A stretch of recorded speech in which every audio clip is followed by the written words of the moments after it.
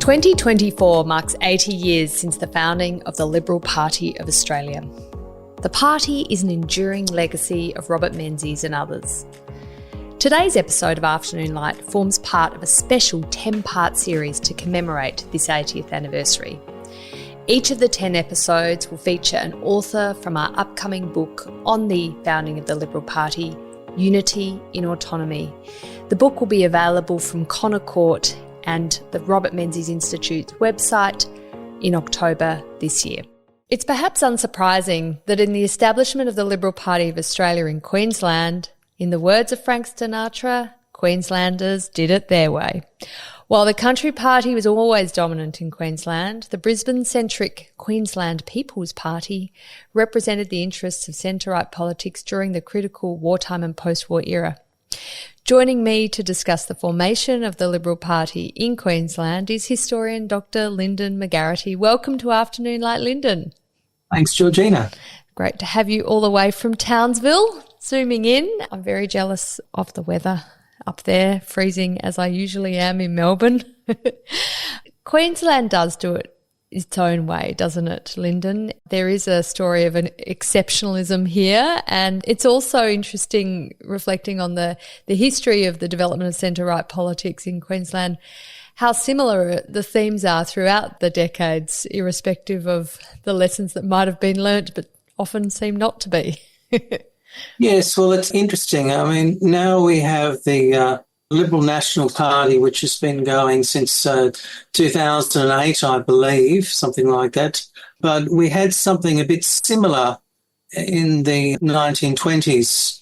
Originally, for most of the colonial period and up to World War One, there were a lot of members representing farming electorates, but they would often align themselves with the main Conservative Party of the day, or the kind of Liberal Party of the day.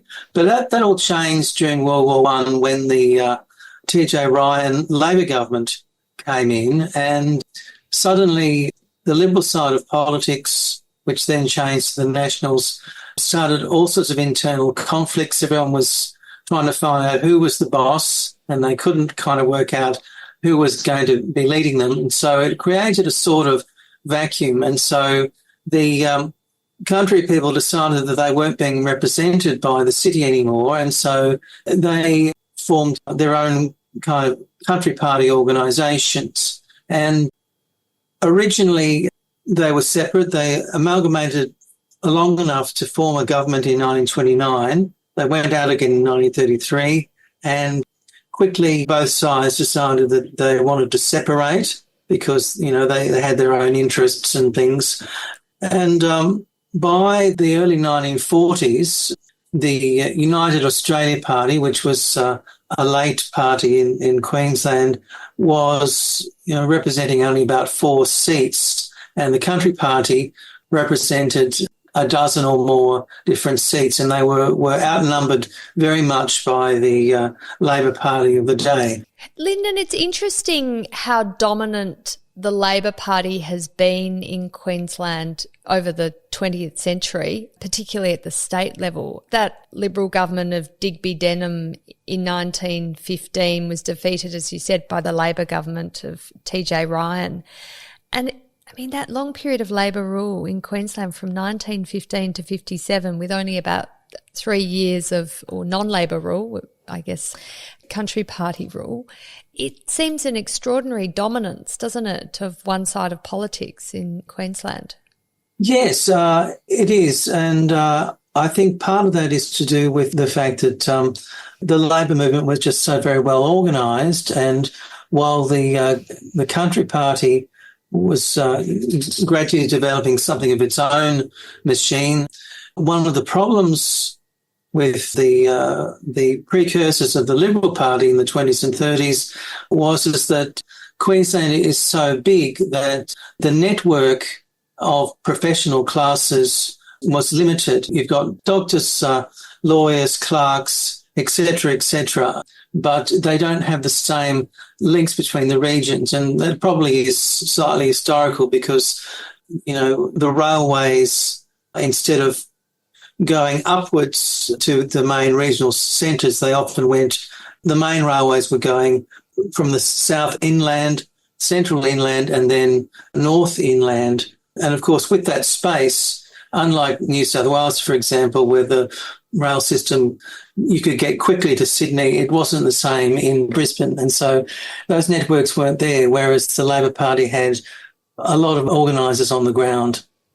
And was there a sense too on the centre-right that it was pretty politically dangerous to be too close to Brisbane and Brisbane-centric interests if you wanted to succeed, say, in Longreach or Townsville or Rockhampton, Mackay, Cairns? Yes, I think it was, but they hadn't worked out the trick yet of how to please the southeast, where in fact most of their support was, and how to grow their numbers in the other regions. And that was a big theme in the 30s and 40s, how to grow their presence in the regions. And you say Labor had the advantage of organisational links, but was that just because the trade union movement was just very good at organisation? I mean, what lent itself to those organisational links over, say, for example, doctors' groups or accountants' groups or legal groups or, farming groups? Well, it's really hard to say, and I think there's probably more research to be done on that. But I think it's largely because, the Labor Party at that stage was still a very rural party, and for several decades they'd organised themselves well into these regional areas. And, of course, the railways had a lot of manual labourers attached to them, and so they had a natural base. But it was much more difficult to get the base for the prototype Liberal parties outside southeast Queensland. Lyndon, Queensland was, of course, very, very important in Australia's war efforts in World War II. US troops just sort of basically overtook Brisbane, such were their numbers. Can you tell me how that climate of, interaction with US troops and the importance of Queensland, as a kind of last, state before you hit the military battles that Australia was engaged in New Guinea and the like, and in the Pacific. How did that affect the Queensland political climate, do you think? Well, I think there was a sense of Queensland neglect, a sense of lowering morale. It's not just the US troops, it's just a whole bunch of Allied troops coming in, particularly in places like Brisbane and Townsville. So in essence, the civilians' lives weren't really their own because it was a very controlled life, and there were restrictions over rations and restrictions over movement and traffic congestion and a military atmosphere. And I think in some respects, the theme that emerges in the 1940s is a longing for peace and a new world afterwards. It's a similar theme in other states that by 1943, when the danger is basically over in terms of, the real threat of invasion, so to speak, people wanted to get back to their own lives, but they also wanted to create a new idealistic life. So in the 1940s, there was really a sense of idealism, which Menzies and others in the centre-right and also in the Labor Party with their own particular views, they all had a idealism that they were tapping into from the community. Was there a sense too that Queensland was a bit overlooked during the war by the federal government, that the interests of more industrialised states were put ahead of the interests of a state like Queensland, which obviously was hosting significant numbers of troops from the Allied nations? Yes, there was some of that. There was a bit of jealousy over some of the industrialised states, such as, South Australia and Victoria and New South Wales, because, many people thought, well, we're missing out, partly because, historically speaking, the Labor government and also governments before that had a vision of Queensland as essentially an agrarian state. But ultimately, in the 1930s and 40s, people are becoming more accustomed to an urbanised lifestyle, and so they're seeing what's happening down south and the contracts for supplies in the wartime that are happening, And there's a feeling that we're kind of missing out. And also, there's the hoary old line about the Brisbane line, about the notion that if there was a Japanese invasion, then Queensland above a certain point would be abandoned. Now, that's been largely disproved by various scholars, but at the same time, we don't know what really would have happened had there been some major invasion. What would the response have been? And I'm sure that played on people's minds in terms of, their fears for the future. And, of course, that probably makes them feel more uncertain about their political future too. It's interesting, this sort of sense in Queensland that it's a little bit neglected and overlooked compared to the interests of New South Wales, Victoria and even South Australia to a large extent, being sort of contiguous with that eastern southern seaboard.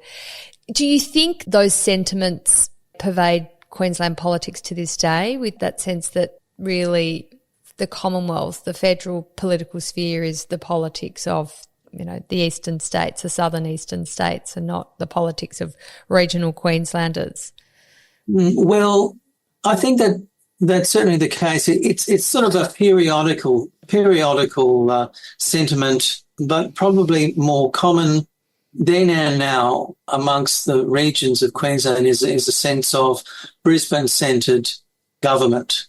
And so that's the more immediate concern of many people in the regions.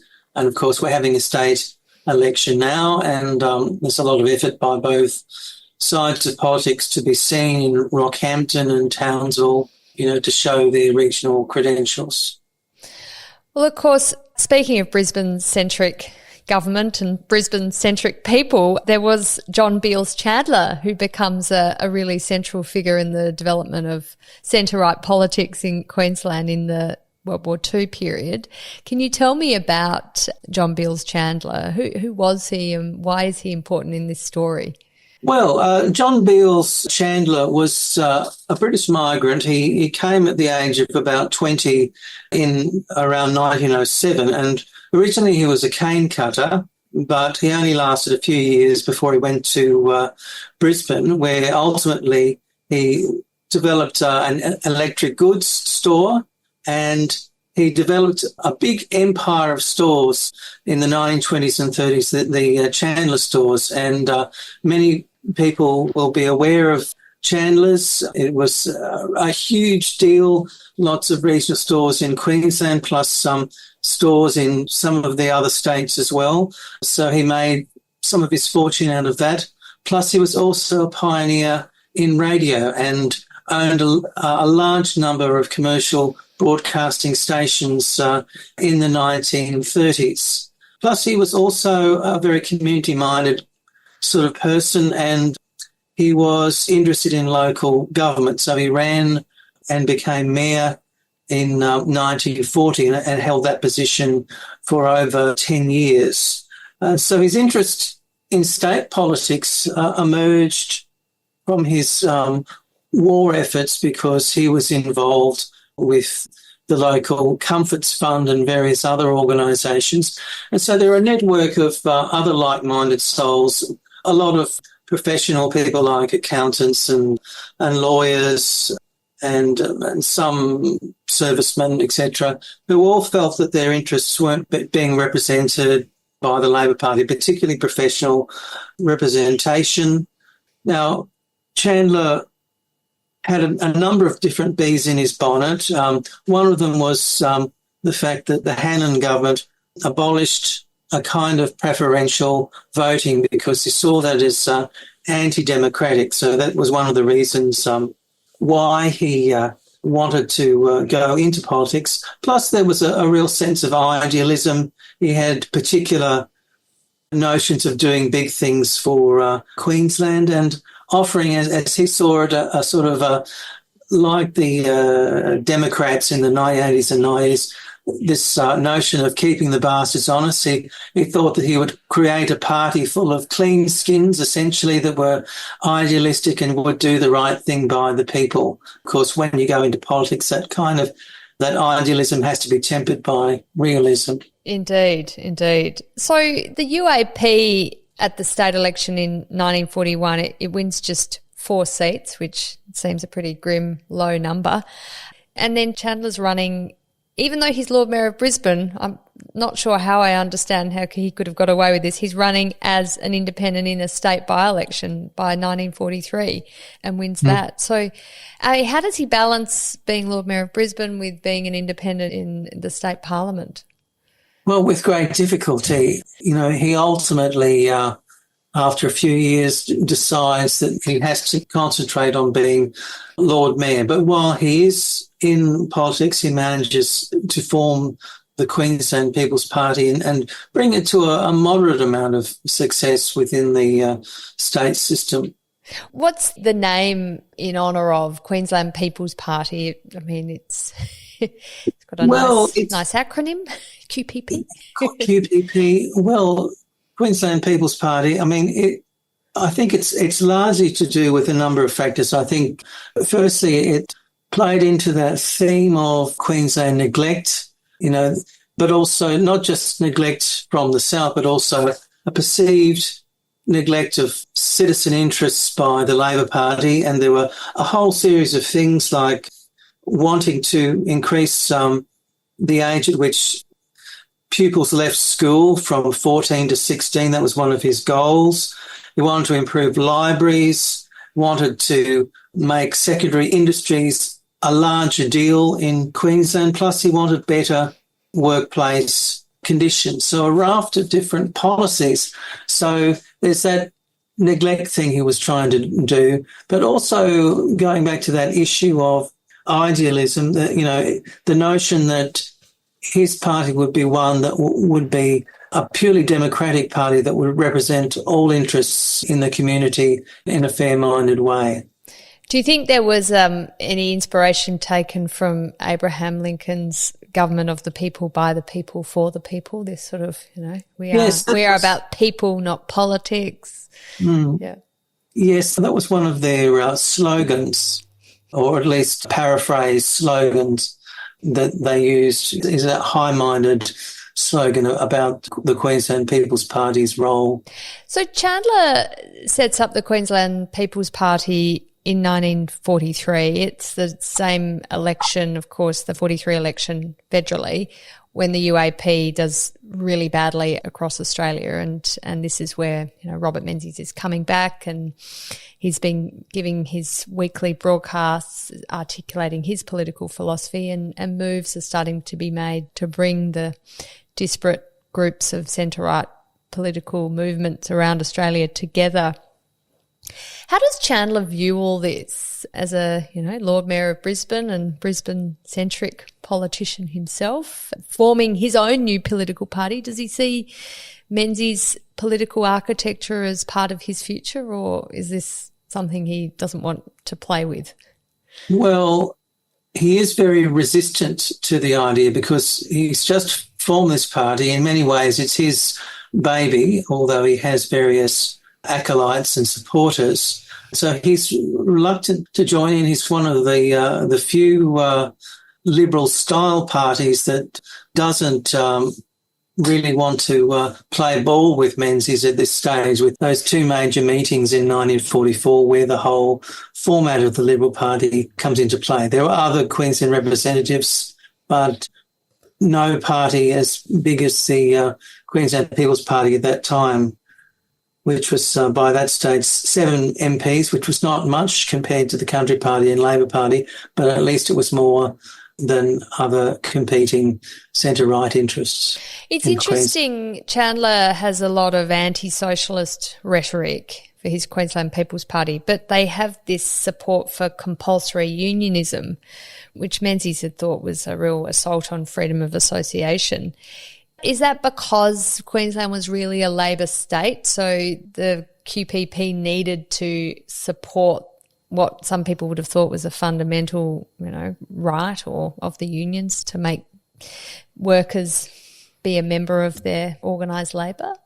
I think that there was a mixture of calculation, but I think there was also an idealism as well, the notion that business and employees should be working together, and compulsory unionism was one way of ensuring that the interests of the workers were protected. And so in some respects it could have been useful electorally to say to some people outside the general professional classes, look, we're not just for white-collar workers, we're for blue-collar workers as well. So, it could have been a way of appearing as a catch-all party. It's difficult to really say, but those are the two answers I've got for you today. Yeah, no, that's interesting. And what about the participation of women in politics? That was something that Robert Menzies was advocating strongly for through his broadcasts, and of course was a necessity of the time during World War II that, there were fewer men available in the workforce. So women had to step up and take positions they otherwise would not have done if the men had been at home. Yeah, well, Queensland People's Party had at least 4 female candidates they ran in elections. And so, for example, you had Athena Dean from Townsville, who was a former farmer. And a lot of the rhetoric around their involvement was the fact that they'd made a lot of sacrifices during the war and they'd made a big contribution. And so, therefore, the next step was to say, well, they've earned the right to be representatives in Parliament. Now, it was still a very macho world out there, and while there was a certain idealism about female participation during the war, once the soldiers started to return, there was the notion of the breadwinner and the wife and mother gradually came back into vogue.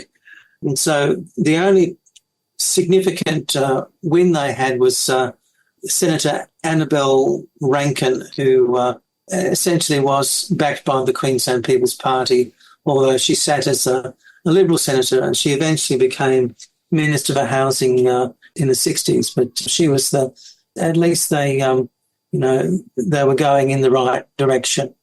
And I'm always impressed that Dame Annabel Rankin was the first ever female whip in any Westminster Parliament, which is, I think, an incredible achievement.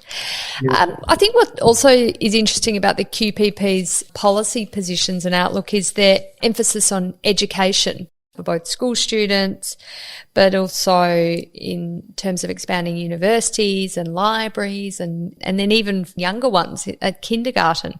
Where do you think this came from, these sorts of ideas around the importance of education and expanding its access? Well, I think it probably came from the Brisbane community itself. The Brisbane community, there are a lot of different community groups, artistic groups, and you have a lot of schools and a lot of church representatives, and you've got a lot of people coming together to meet and with different ideas. And I think Chandler was a person that was attuned to those sorts of issues. And these were issues that were well overdue to discuss in the Queensland context. Many of these reforms came a lot later in the 1950s and 1960s, and I'm not sure how much these early debates had to do with these issues of things like, building a conservatorium of music or expanding kindergarten and opportunities or university opportunities, but it shows that there was groundswell of interest. As you were saying before, in 1944, Robert Menzies convenes 2 conferences, one in Albury and one in Canberra, the Unity Conferences, bringing together the 18 disparate groups from around Australia to form the Liberal Party of Australia. The QPP is invited, but they decline the invitation. Do you think that is down to Chandler's ego, really? That Chandler thought, well, no, I've got this QPP, it's mine, I'm in charge, it's something I believe in, I've just set it up, I'm not going to give it all away and join someone else's political project? Yeah, not knowing the man myself, and, there's a limited amount of information about Chandler. I mean, it's a bit hard to say, but it would have probably been a bit of a wrench having formed that party. There was some dissension among the ranks. There were other people like Tom Hiley that thought, well, their philosophy is basically the same as ours. We should go with it. But, I think it was largely because Chandler was tied to this idea, I think, of a separate party. And so in the QPP's absence, you did have some Queensland representation in the Queensland Women's Electoral League and the Metropolitan-based Country National Organisation. So they were at least there. But was there a sense that the whole Queensland sort of centre-right movement really wasn't quite there and that this was a bit of a deficiency in the unity conferences? Yes, well, Menzies himself actually had a lot to say about that. He did point that out as an example of what was missing in the Queensland side, that, the Country National Organisation didn't have any parliamentary representation by that point. And, he had a lot of praise about the Queensland People's Party's potential to make a big contribution to the wider Liberal Party. So it was, the people that were representing Queensland in Parliament and who had some legitimacy in the form of representing the electorate just simply weren't there. And so, it was probably very disappointing for Menzies at that stage. Yeah, and I'm sure it was a bit concerning that what would have been the result could have been two political parties of the centre-right fighting it out against each other in, say, Brisbane seats, which would have been inimical to their interests. And, Menzies says, but surely in Queensland we need something more adequate than two quite separate organisations, neither of which undertakes to cover the whole political area. So that's also was a deficiency. So what was the arrangement then that the new Liberal Party of Australia came to with the QPP? Well, originally the Queensland People's Party packed up their stumps and went home, but then they were forced back into the negotiating table because the decision was made by the provisional federal body to organise a separate group to form their own branch of the Liberal Party in Queensland. And now that kind of upset the Queensland People's Party and it brought them back into negotiations with the federal body. And so they said, OK, we want to keep autonomy in Queensland state elections. We will act as your agents, the agents for the Liberal Party in federal elections. So we will organise and run the show for you, but the candidates will sit in federal parliament as Liberals.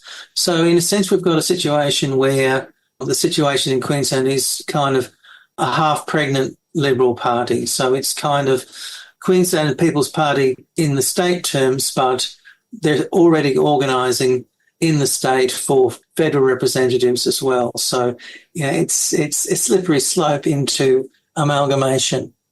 Yeah, and perhaps was demanding a separateness that in reality would have been the same with the other states. The state divisions operated fairly independently of the federal division, but yeah, they obviously wanted to keep their unique identity separate from the new Liberal Party.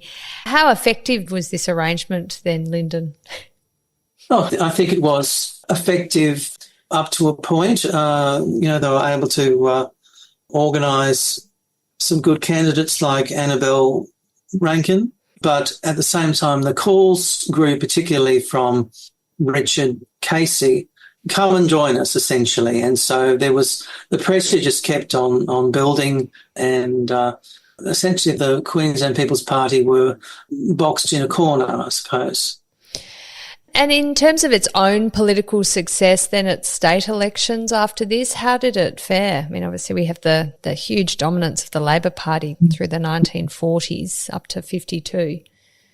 Yes, well, we've got a situation where they get, in 1944, there's 7 MPs elected in state parliament. That goes up to 9 MPs in 1947, and at this stage they get a bit panicky and decide, okay, let's go into negotiations with the Country Party and see whether they will merge with us or the other way around. But they get rebuffed by the Country Party, who wants their own independence. And so I suppose it was a kind of a way of avoiding that final link with the Menzies Liberal Party, but it didn't turn out as they expected. What about the problem of being seen as a Brisbane-centric party too? Was there much effort made to expand beyond Brisbane? Yeah, there was a lot of effort. I mean, they had a huge number of branches, and by 1949 you've got over 20,000 members of the QPP across all these branches in Queensland, from Townsville to Bundaberg and Rockhampton and so on. So a lot of effort is being made to make them feel part of things and have delegates going down to the main meetings or meeting in the regional centres. And plus, towards the end, you've got efforts made to appoint officers to have special nights where there are debates, and you've got morning teas and things like that where people come together. So in a sense, it forms an outlet for young adults and those coming into middle age that are interested in public issues. It becomes what they do. And so in some respects, they may not be achieving their political goals, but it's an outlet for them. But it is a training ground for what ultimately becomes some of the major Liberal figures of the 60s, 70s and 80s as well. So I've mentioned Rankin. There's also Alan Holm, who was another federal minister. But there are a whole bunch of state MPs like Sir Gordon Chalk and Tom Hiley and Charles Porter and Ken Morris, that probably without that involvement with the Queensland People's Party may never have emerged. What about the QPP's relationship with the Country Party during the 1940s? Was it antagonistic? I mean, they obviously tried to merge and were rebuffed. I think the Country Party said it was against their constitution, but they'd also had a history of unsuccessful mergers with metropolitan parties, so they were probably pretty wary of previous experiences going bad. Yeah, I think it was a little bit fraught because Alan Holm, who was doing much of the negotiations in the late 40s, was really passionate about the amalgamation process, but that passion wasn't shared by the Country Party. So I think both sides went away feeling a little hurt by the process. So in July 1949, the QPP decides to become the Liberal Party Queensland division. How has it fared then since 1949? I mean, these days it's a merged entity with the National Party, now the LNP it's called. But I mean, how did it go? Has this been a positive political development for that side of politics, do you think? Yes, I think so. I mean, there were tensions between the Liberals and the Country Party in Queensland in the 50s and 60s, and sometimes, particularly in the late 50s and early 60s, tensions with the Menzies government over the issue of northern neglect and things like that.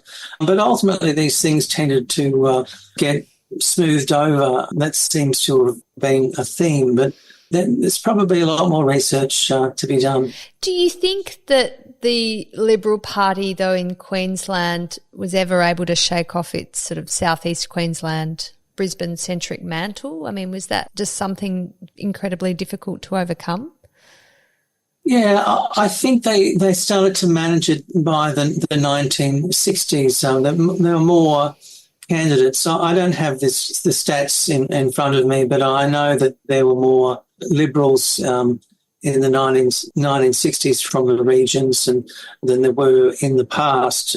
But there is always, for all the parties, there is a sort of a sense of tenuousness, I suppose, a precariousness in their position in the regions, because essentially the action is still in the southeast. The southeast has changed a lot over the last 2 decades.